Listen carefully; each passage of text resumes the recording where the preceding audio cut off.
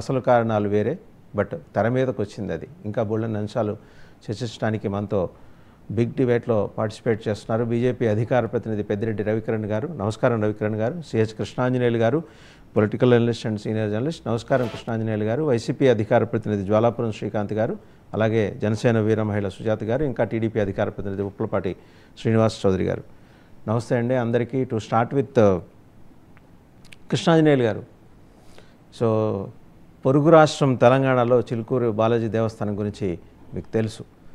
అనూహ్యంగా అక్కడ ప్రధాన అర్చకుడి మీద రామరాజ్యం అనే పేరు పెట్టుకుని మరీ దాడికి తెగబడ్డారు. కారణాలు తెలియవు.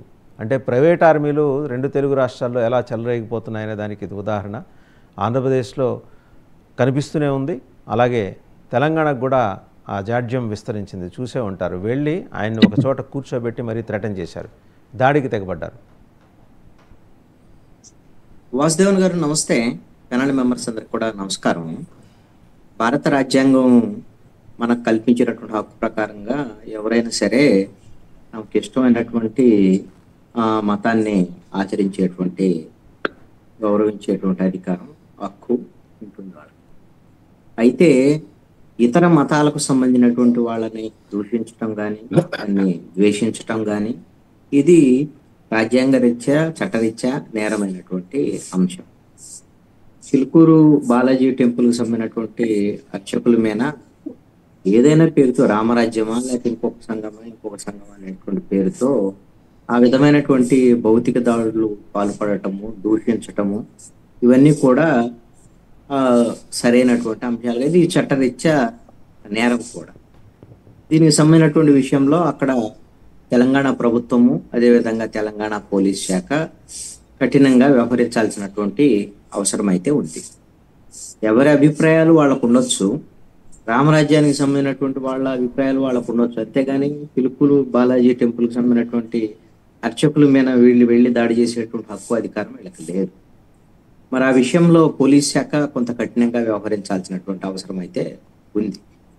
అయితే దీని వెనక ఇప్పుడు ఆ రామరాజ్యం అనేటువంటి సంస్థ వెనక ఎవరున్నారు, ఏంటి, దాని వెనక ఉన్న రాజకీయ పరమైనటువంటి అంశాలు ఉన్నాయి అనేటువంటిది కూడా చూడాలి. ఎందుకు అని అంటే ఇవన్నీ కూడా కొంత డైవర్ట్ పాలిటిక్స్ లో భాగంగా కొన్ని అంశాలు ముందుకు వచ్చేటువంటి పరిస్థితులు కూడా ఉండొచ్చు అనేటువంటిది కూడా నా అభిప్రాయం. ఎందుకు అని అంటే వాస్తవంగా సౌత్ ఇండియాలో ఈ విధమైనటువంటి మతపరమైనటువంటి అంశాల మీద ఘర్షణ వాతావరణము ఇలాంటివి కొంచెం తక్కువే. ఇప్పుడు జరిగినటువంటి పరిణామాలు అయితే రెండు, ఒకవేళ రామరాజ్యం అనేటువంటి పేరుతో ఒక సంఘం వెళ్ళి చిలుకూరు బాలాజీ టెంపుల్ అర్చకులతో ఒక వివాదానికి దిగినా కూడా ఇద్దరు కూడా హిందూ మతానికి సంబంధించినటువంటి వాళ్ళు, అభిప్రాయ భేదాలు ఉంటే ఉండొచ్చు. అంతే తప్ప రెండు మతాలు వేరు మతాలకు సంబంధించినటువంటి అంశాలు అయితే కాదు. అయితే మతపరమైనటువంటి హిందూ ముస్లిము, లేకపోతే హిందూ క్రిస్టియన్ ఇలాంటి విభేదాలు అయితే దక్షిణ భారతదేశంలో ఇక్కడ పెద్దగా అంత సమస్యలు లేవు. వీటిని రేకెత్తించాలనేటువంటి కొన్ని ప్రయత్నాలు అయితే రాజకీయంగా కొన్ని సందర్భాల్లో జరుగుతూ వస్తున్నాయి. మన ఆంధ్రప్రదేశ్లో కూడా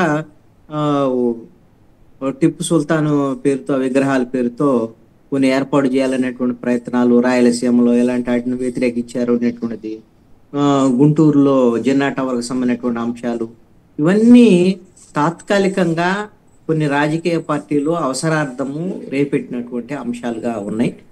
బహుశా అలాంటిదే చిలుకూరు బాలాజీ టెంపుల్కి సంబంధించినటువంటి విషయంలో జరిగినటువంటి ఘటన విషయంలో కూడా రాజకీయ పరమైనటువంటి ఏమైనా కుట్రకోణం ఉందా అనేటువంటి అనుమానాలు కూడా నాకైతే ఉన్నాయి. దాని మీద కూడా మరి ఎవరు చేశారు ఏంటి అనేటువంటిది. ఎందుకు ఈ అనుమానం వచ్చింది అని అంటే నేను ఖచ్చితంగా అయితే నేను ఇదే కరెక్ట్ అని చెప్పలేను, కానీ ప్రభుత్వం వైపు నుంచి కూడా కొంత డైవర్ట్ పాలిటిక్స్ చేసేటువంటి ఆలోచనలు ఏమన్నా అక్కడ ఉండేటువంటి అధికార పక్షం ఏమన్నా ఇలాంటిది డైవర్ట్ చేస్తుందా, లేకపోతే ఇంకొక పార్టీ ఏమైనా ప్రభుత్వం ఫెయిల్ అయిందని చెప్పడానికి ఏమైనా అక్కడ ప్రతిపక్షంలో ఉండేటువంటి ఇంకొక పార్టీ అలాంటి ప్రయత్నం చేస్తుందా, ఇలాంటివన్నీ కూడా దీని వెనక ఉండొచ్చు అని చెప్పేసి నేను అనుకుంటున్నాను. లేదు అని అంటే తాత్కాలికంగా ఏదో ఒక సంఘానికి సంబంధించినటువంటి వాళ్ళు తమ ప్రాభవం కోసం లేకపోతే కొంత ప్రచారం కోసము వాళ్ళైనా చేసి ఉండొచ్చు.